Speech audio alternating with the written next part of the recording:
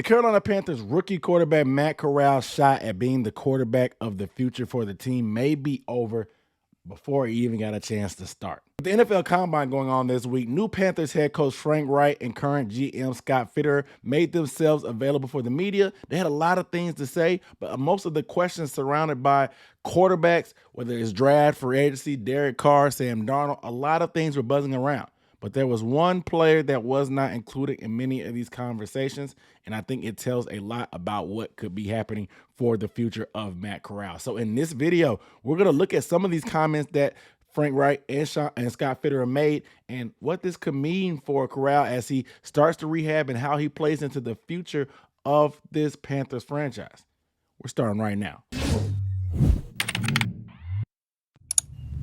What up, dude? What's up, everybody? My name is Aaron Duncan here with the Necessary Blunt and Sports Talk, recap and analysis of the Panthers. So make sure you are subscribed down below and hit the bell icon so you get notification when I drop videos and go live about the Panthers, because I got all kind of news and updates from this offseason, especially with this draft and NFL Combine getting ready to be underway. You might want to stay on top of it, so make sure you are subscribed. Everybody knows when there's new coaches that come into the equation, any player's job is kind of on the line. But with the Panthers on the search for a quarterback for so long, things are going to be very fluid. So here's what we know about Matt Corral. Matt Corral was drafted in the 3rd round after the Panthers moved up by trading a 4th round draft pick and was drafted out of Ole Miss to the Carolina Panthers under Matt Rule, pretty much lame duck head coach. In the preseason and training camp, he didn't get as much reps as he would like to see what he has, but in the second preseason game against the New England Patriots, he suffered a foot injury that ended up being diagnosed as a Liz Frank injury. 1 month later, he ended up getting surgery in September, and the rehab process has started. The latest reports that we found out is that Matt Corral's actually out of the walking boot as late as October, and so the rehab is going there. But according to some doctors and experts, an athlete that suffers a Liz Frank injury, it could take up to a year for this guy to get back to 100% and be normal. Us Panthers fans have a first row spectatorship of seeing how a Liz Frank injury can affect the quarterback, as we saw this happen to Cam Newton as the unwinding of his career went down here in Carolina. We know that it took him a while to be the same guy, even though they tried to put off surgery. He ended up being able to move a little bit better than a little bit more than he was when he was hurt, but you could clearly tell that Cam Newton was not as explosive.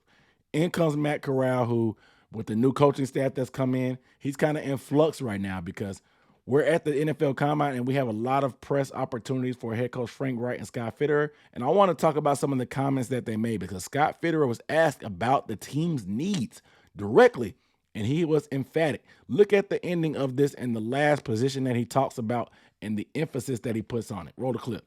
Obviously, every team has needs. When you look at our team, obviously, I would say tight end. We could use another receiver. I like where our offensive line is at. We need to, we're working on Bozeman. Maybe if we get that piece in place, obviously Foreman. There's a lot of pieces in place. But speed at linebacker would be one. Maybe, depending on how you're going to play Chin, maybe another safety if he's going to be down, if he's going to be back, all those things. But I like where we're at. Obviously, the quarterback's the biggest thing, though, that, we need to fix long term.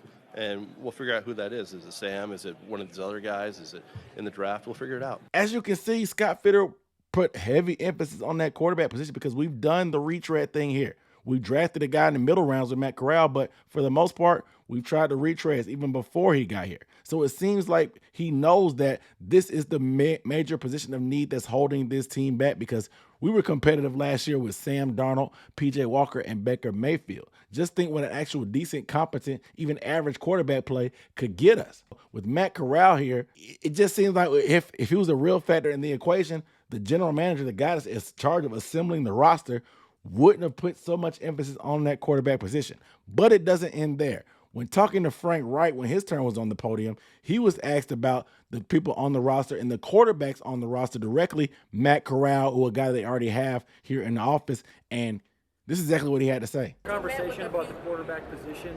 Matt Corral's in-house already. Were you able to look at Matt Corral in the prior year coming in, or have you had communication with him since you got to Carolina? A little bit of communication with all the guys on the roster. Yeah, excited. I'm excited about the guys that are currently on the roster. As a coach coming in, that's really where it starts. You want to dive into your guys first. and then look from there. So everybody kind of, it's the NFL, right? It's highly competitive. Everybody gets an opportunity, and you got to make the most of it. I'm not the brightest man in the world, but I don't think Frank Reich actually answered the question. He was asked specifically about Matt Corral, and I've talked to everybody on the team, this and that and the third. Really non-committal. I thought it was just a coincidence, or just I chalked it up and let it roll off my back when in his intro press conference he was asked about Matt Corral, and he just kind of ignored it. I thought he was just old, so I just chalked it up to Frank Reich being old and not hearing the question. But for him to kind of dodge this again, I haven't seen this kind of alluding since Barry Sanders was on the field. This guy pretty much just straight up dodged the question completely and gave us some coaching speak. And that says a lot. And I don't want to read too much into stuff, but after the interview, when he was on the side, he talked to the local media, and he got a chance to clarify exactly on what type of contact that he's had with Matt Corral specifically.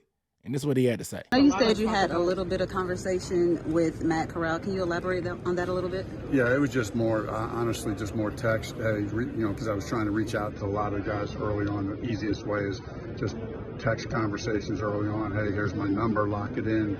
Look forward to seeing you guys when you're in the building. Let me know. I'll stop down and see you. So that's kind of early on. I sent a text out to most guys. Hey, when you get in the building, let's connect. So I have not sat down and talked with him. Hey, Matt, it's me, Frank. This is my number. Lock me in. Send. And that's about it. He didn't give him any kind of, hey, let's get ready to rock and roll. Hey, can we meet and chalk it up and chat and talk? When you want to talk ball with the guy that's actually the quarterback, that's one of the few quarterbacks actually on the roster, yes, you have Jacob Eason, and we have the exclusive free agent rights to P.J. Walker. But Matt Corral is going into his second year. He's the guy that you know for a shadow of a doubt is going to be on the roster. And that's all you had to say? Very revealing information. Because I would expect if this guy was really in the future plans for this team, they would say something about it. And it's really unfair to you, say the least, but that's just the reality of the NFL because it is a business. When you're drafted by a lame duck coach like Matt Rule, who was desperate to make certain moves at the quarterback position, you don't get full reps and preseason and stuff. We really don't know what you have. And so for guys like Scott Fitterer, his job is on the line. So for him to actually try to factor in an injured quarterback that they don't know who it is, that they only spent a third-round draft pick on, that would be malpractice on his part for a guy who's probably has a ton of pressure on him. David Tepper spent way too much money on his coaching staff for them to try to bank their future or just see what we have on the roster with Matt Corral when you don't know when he's going to be available. With them having maybe a full year to recover, at best, you don't get OTAs. You don't get summer workouts. Your training camp prospects are in jeopardy. That's just not something that they can hitch their wagon to for the future because with OTAs, they're important. I know some guys hold out and they skip. They're important, especially offensively for a quarterback, especially a young guy. Remember the difference last year, how the play happened at quarterback? Think about it. The guys who were actually here in the spring learning the new offensive coordinator, Ben McAdoo's system, play way better during the season than the guy that showed up a few days before training camp in Baker Mayfield. That's not for a coincidence. I know you guys think this is just Madden and the trades just happen and guys just show up and plug and play. No.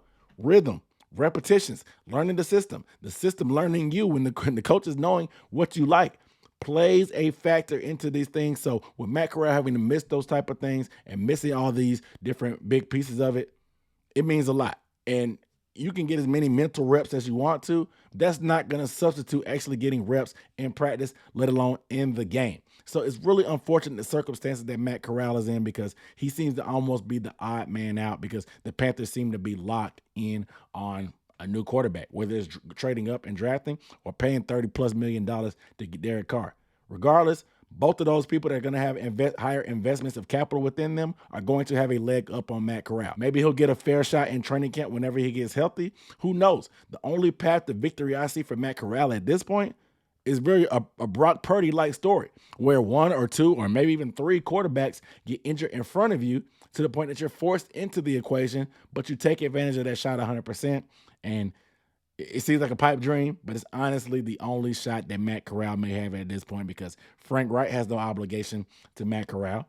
Scott Fitterer may have a little bit because he drafted him, but at the same time, like I said, the pressure is on these guys to get this quarterback position right. And if you factor in an injured quarterback into that equation as a major part of the equation, you're doing yourself a disjustice. So I told you guys previously that Matt Corral could be a bonus thing. If he ends up working out, that's a bonus for you. You have another quality quarterback depth on the team. But this is not somebody that you need to just factor in going forward, nor would I either if I was in their position. You guys let me know down below in the comments how you feel about Matt Corral's opportunity or shot at actually having a shot at being the long-term answer. Do you think his career is over?